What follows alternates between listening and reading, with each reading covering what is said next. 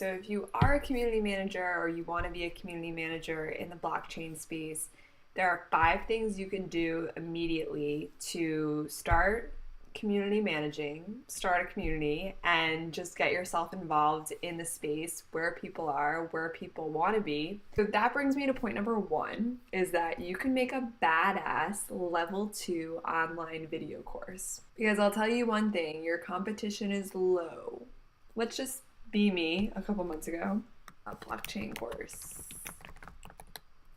So here I am, I'm just searching. Here, if you go to BlockGeeks, you got your 101s, intro to crypto economics, intro to Bitcoin, intro to building dApps, intro to Hyperledger. If I were coming onto here, what I would say is, like, if I was really wanting to learn about blockchain, I would be like, well, which of these 101s should I watch? All of them? Maybe I don't have time for all of them. And then I would come here and I'd be like, okay, these all sound great. I don't know about any of them. Where would be the best place for me to start? So my point is, there are available courses out there, yes. I mean, BlockGeeks, congratulations that they even came onto this space and made a course, but there's so much more we can do with it. Oh, and another thing. Every article that I read that goes back to introducing who Satoshi Nakamoto is before they even get to what the article is about, that is taking a step backwards. We aren't advancing towards the bigger part. Like, I want to read an article. At this point, I got it. I know who created Bitcoin. Well, none of us know. And I'm reading these articles and they're going back to, oh, just in case you didn't know what a blockchain was. Like, if I'm already reading these type of articles, I know what a blockchain is. I know who Satoshi Nakamoto is. I know where Bitcoin started. I understand, like, it's new. Blockchain is new, so we want to get as much people involved. But we can make those levels. And I think making those levels help engage people more. Like, here's where you start, and then you go here. There's levels, and people understand that. And we don't have to, at every article, explain what the blockchain is. We don't. We don't have to talk about Satoshi Nakamoto. So if you figure out a way to facilitate the advancement of education, if you can write articles that build upon each other, you're going to have an audience because they're going to follow your build. And if you make it easy for them to just go back and look at what you said previously, then they're going to go back and look what you said previously instead of you trying to explain a concept and then you end up explaining 5 concepts in one. I find that the YouTube videos made by Jackson Palmer, he is awesome. Honestly, I made Jackson Palmer YouTube channel my course. He's really one of the only people out there that are making consecutive content that builds upon each other. I'll say, like, if you haven't watched my video on what's a hash graph, go watch it before watching this video. And you're like, okay, I'll go watch it. Education that builds upon each other, layering one concept on top of the other, is a way to engage your community, and it's not dumbing them down, and it's getting people that are interested, because more than likely the people that are interested already know the basics. The people that want to learn are going to follow you. So, high quality content. The second thing you could do is you can go on AdWords and claim more key terms, because they are not being taken up in this space. The term blockchain is. But there are so many ways you can get creative, and it's so untapped, especially if you had a budget. If you were to go into Google AdWords, it amazes me the plethora of Google AdWords keywords and terms that haven't been tapped yet, or the extremely low volume that they have. There's so much opportunity to get creative in this space, specifically if you are trying to promote educational content. These keywords aren't being tapped at all. Because you want to get creative in this space, you want to use a different tool. If you go to answerthepublic.com, when I originally went into Google, I put in blockchain course because that's what I wanted. So blockchain course. So here is where you can find something pretty useful, because I was reading these, because you kind of have to go like this to read them, and all of these are blockchain course in specific places. So an insight that I found in this was that people want to take their blockchain course in specific places or specific settings, like blockchain course in university, blockchain course near me. That's a great observation. If you have a city, say blockchain course in Brooklyn, or even more specifically, you can say blockchain course in Williamsburg or blockchain course online. So then I went down here, and so you can see a lot of people want blockchain course certification. They want blockchain course and certification. That gives me an insight that people want to be led. They want to come out with something. They're learners, but they're also people that want to show what they've learned. A great thing to put in AdWords is the term is blockchain course and certification. Pump up the word certifications. That's what people want. Or a blockchain course with placement. So how to be placed in a specific level of a blockchain course. Maybe I'm coming in at level 2. Maybe I don't need to take level 1. That would be nice. So a lot of people are searching for specifics about blockchain courses. The next thing you can do is you can host an in-person course, seminar, event. The point is that it's in person. It's just kind of like learning anything technical. You want somebody that you trust. You can just go and ask questions. A lot of people that are getting into this space, if they want to put money down, I really feel like to put money down, and that's including taking a course, you really want a familiar face, and you want to know that the face that you're taking this advice from is trustworthy. Having those in-person events are key to the community. They're so key. Even if you're in a city where you don't have a lot of people that you can bring in to speak or that you can bring in to teach, being that person that sets up the in-person event is going to get the reputation that your community building needs. I am so amazed that people aren't tapping into this space. I'll go on Eventbrite. I'll search blockchain. And I want it this week. I'm going through this. I'm in New York, second biggest blockchain city. What do we have?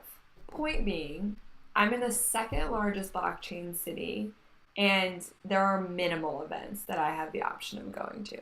And I want to go to one. I want to go, and there are minimal events available.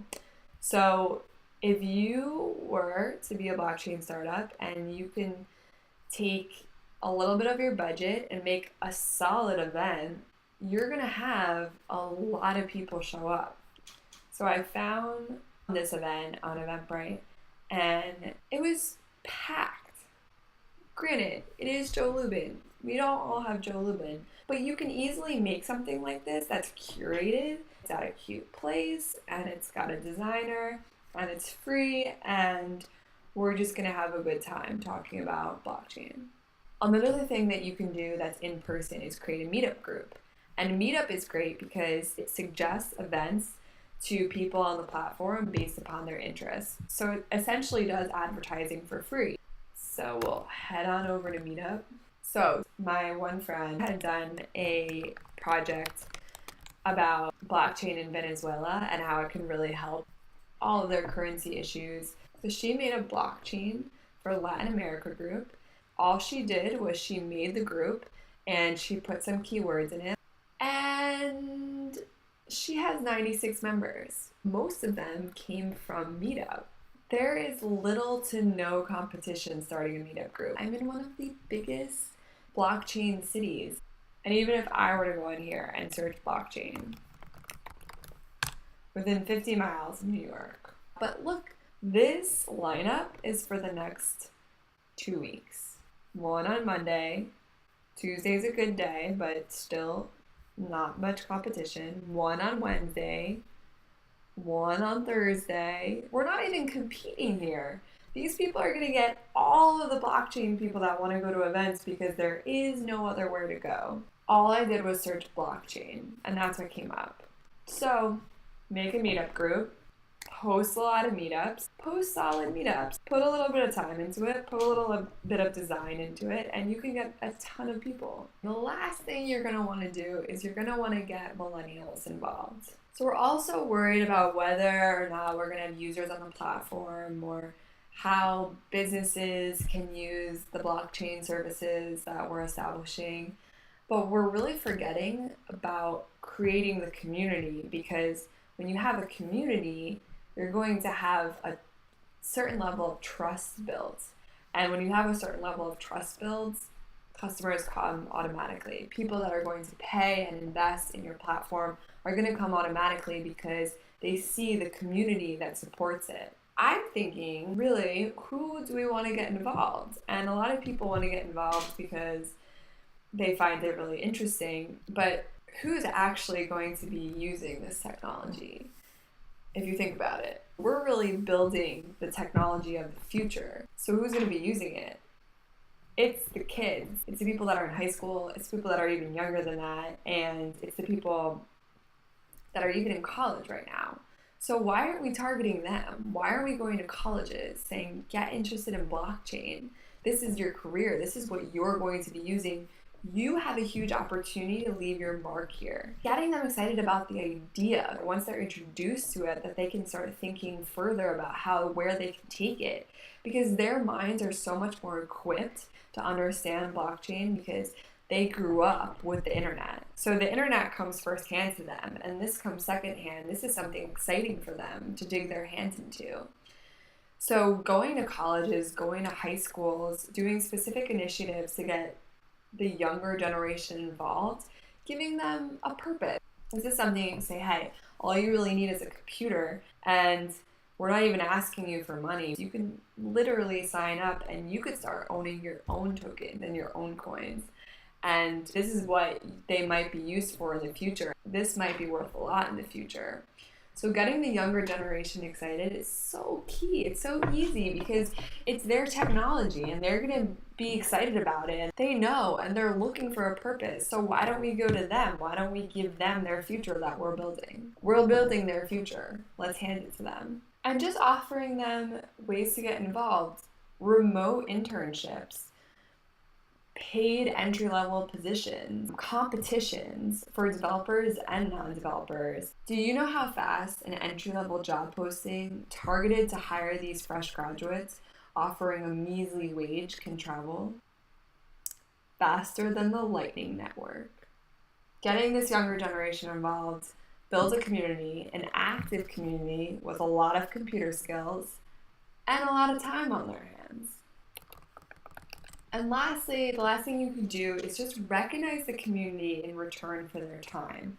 So the difference between a customer and a community is that when a customer comes, they expect an exchange. So they're going to give you money, they're going to get a product, but a community, they come because they want to be seen and they want to be heard and they want to be a part of something. So if we're asking them as community managers to come in a community, we should give them that. We should give them the being seen part, and we should give them the being heard part, and we should give them the something to do part. An important part of that is just, we have these enthusiasts who will like every one of our tweets, who will like every one of our Instagrams. They're diehard fans, but not everyone is going to be like that. And the people that reach out to us, we really need to be proactive in responding to them. Why should they be here? Why? Let's give them a role in the community. Let's respond. If they're liking our tweets, let's like theirs. If they're retweeting us, let's retweet theirs. If they're liking our Instagrams, let's like theirs. Let's connect the people within them. Let's do a buddy system where we connect new members with old members.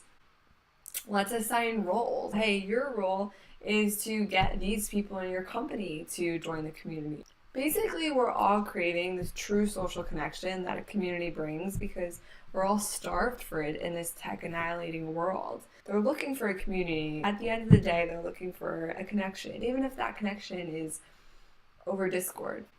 As long as they feel connected to the community, they're going to stay. So knowing them by name is the first step, or knowing them by username is the first step, because giving them a role in the community is what's going to make them stay here. When I see a company that wants a community manager and they want a community, but they're not tweeting me back, I'm a little bitter.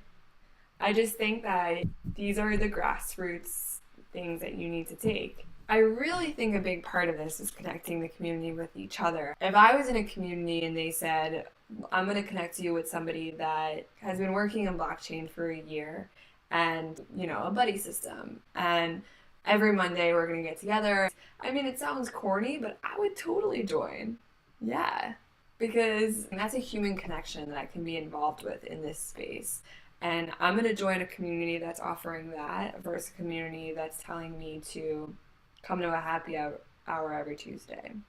Because that's giving me something. That's giving me something that I can do. So all in all, those are some things you can take as a community manager right now, immediately, put them into practice. And if you're a company that's looking for a community manager, look for somebody that's going to point out these tips. How do they view the community? Are they viewing them as customers? It's really important to make this distinction between community and customers, because eventually community will always be your customers, and customers come and go. So thank you for watching. Subscribe to my channel. I don't have a channel. I just wanted to say that. Feel free to reach out to me if you have any questions about building community, or if you're interested in working together. Let's spread the word of blockchain. I'm in the business of moving this future forward and being an empathetic voice in this space. So I'm here to hear you out, and let's work together.